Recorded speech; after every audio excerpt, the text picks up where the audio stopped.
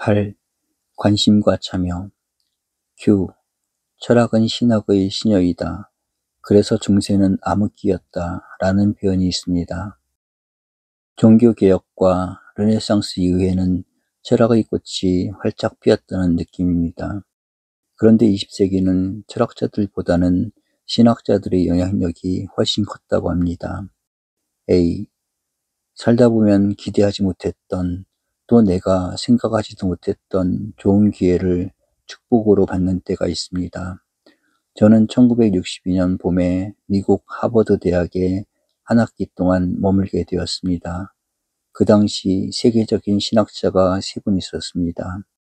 그때 그 대학에 폴 틸리라고 하는 신학자가 독일에서 히틀러 정권을 피해 미국으로 망명해 있었습니다. 그는 뉴욕 유니온 신학대학에서 교수 생활을 하다가 정년을 맞았는데 세계 여러 대학에서 그를 초청했습니다. 그중 가장 좋은 조건으로 7년 동안 하버드 신과대학이 그를 맞았습니다. 그런데 제가 머물렀던 봄이 틸리 교수의 마지막 학기였습니다. 그래서 세계적인 신학자의 강의에 참여할 수 있어서 정말 감사하는 마음이었습니다. 그 강의에 참여했던 것이 제 평생 가장 잊을 수 없는 축복이었습니다.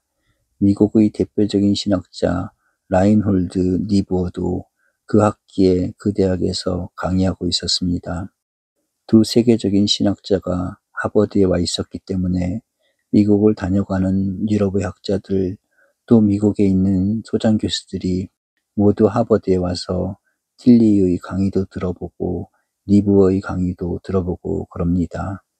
그 봄에 유럽의 칼 바르트가 시카고 대학의 초청으로 며칠 동안 강연을 하고 프린스턴 신학대학에서 또 연속 강연을 하게 되었습니다. 시카고 대학이 하버드 대학에서 멀지 않습니다. 저도 거기까지 가서 그의 강의에 접한 적이 있습니다.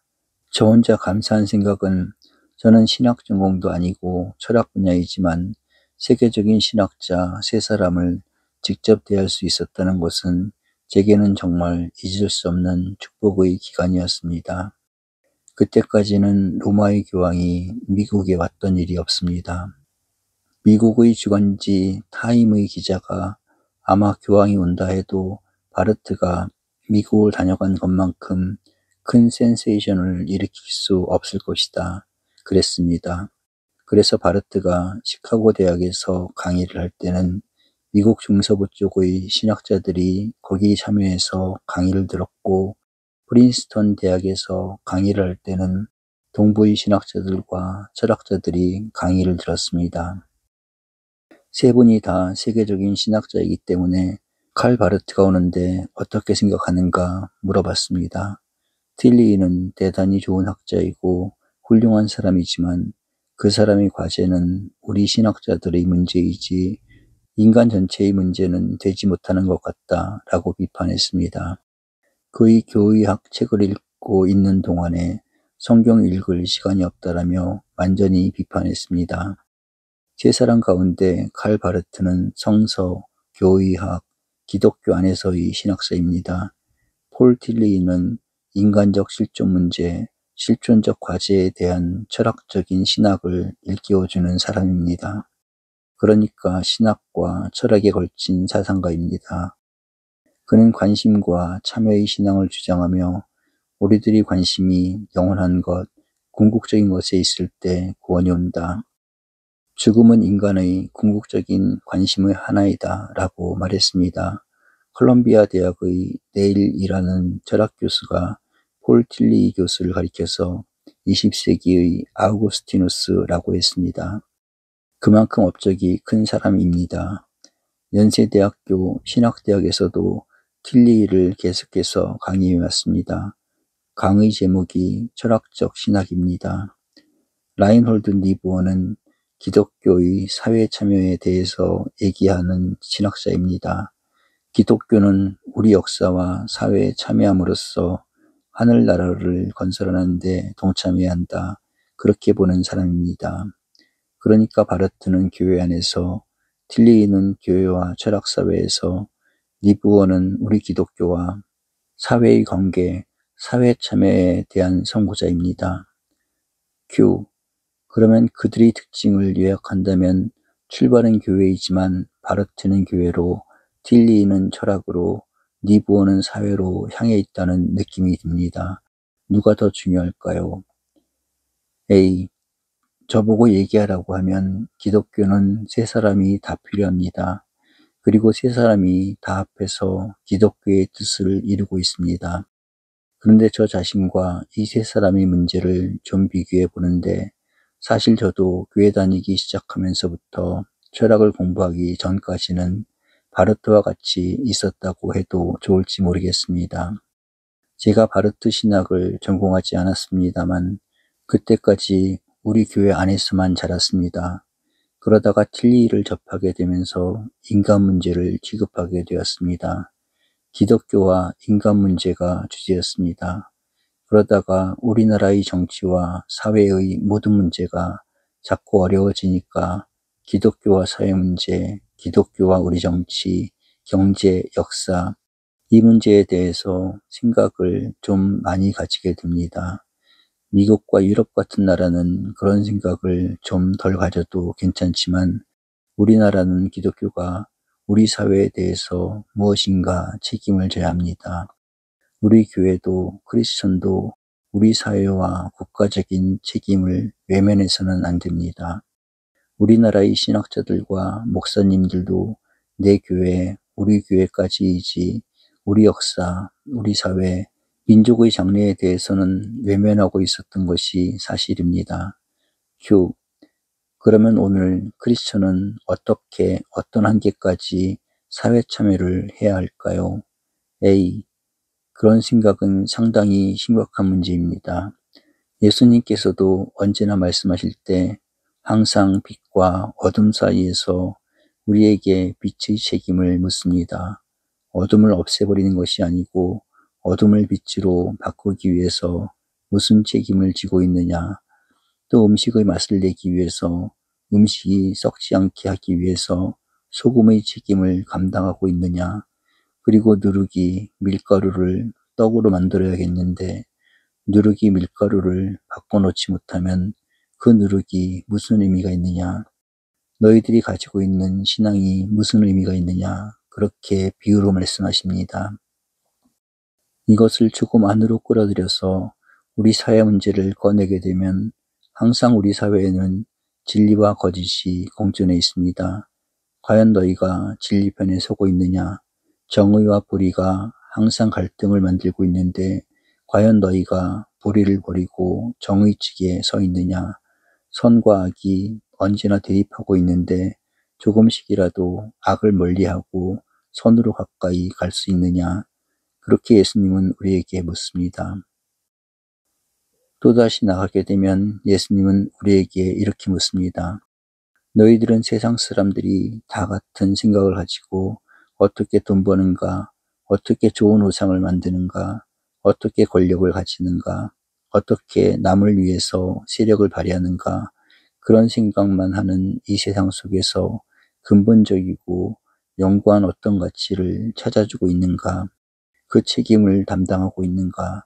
오늘과 같이 컴퓨터가 나오고 인터넷이 발달하면서 필요하고 필요하지 않은 정보가 가득하게 쌓여있는 사회에서 무엇인가 근본적이고 영원한 가치를 제공하는 책임을 너희들이 가지고 있는가?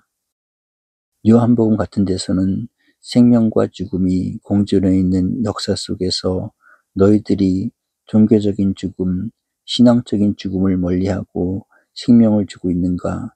세상 나라와 하나님의 나라가 함께 건설되어야 하는데 너희가 지금 세상 나라를 하나님의 나라로 바꾸는데 얼마나 책임을 지고 있는가? 이것을 예수님이 내내 물으신 겁니다. 그런데 우리가 이런 사회에 대해서 참여하지 않고 책임을 지지 않는다면 우리 성경 말씀에도 그렇습니다.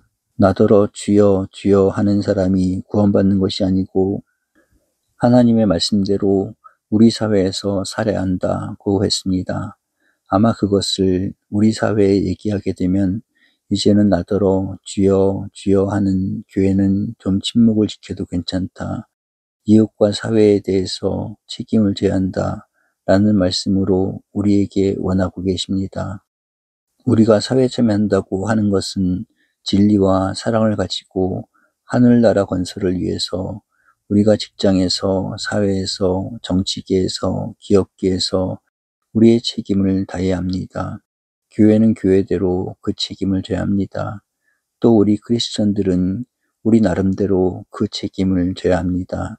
지금은 바로 그것이 전도입니다. 우리가 전도라는 생각을 올바르게 해야 합니다. Q. 이제까지 우리가 가졌던 전도와는 다른 개념인 듯합니다. 이런 방식의 전도를 할 수 있는 사람은 많지 않을 것이라는 걱정이 듭니다. A.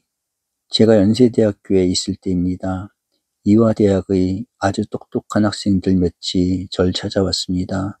그러면서 선생님, 얼마 전에 우리 대학에 감리교 선교사들이 와서 부흥회를 하는데 이번 행사가 끝났습니다.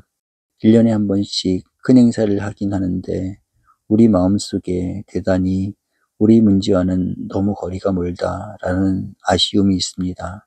그래서 혹시 선생님 가능하시면 신앙생활 하는데 고민을 안고 있는 저희를 위해서 시간을 내주실 수 있겠습니까? 이런 질문을 합니다.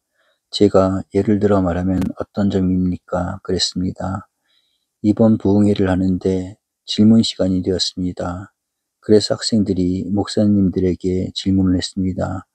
요새 우리 젊은 학생들과 전 세계 젊은이들이 알베르트 까미나 장폴 샤르트르의 무신론적인 사상에 많이 접촉하고 있는데 거기에 대해서 어떻게 생각하십니까? 하고 물어봤습니다.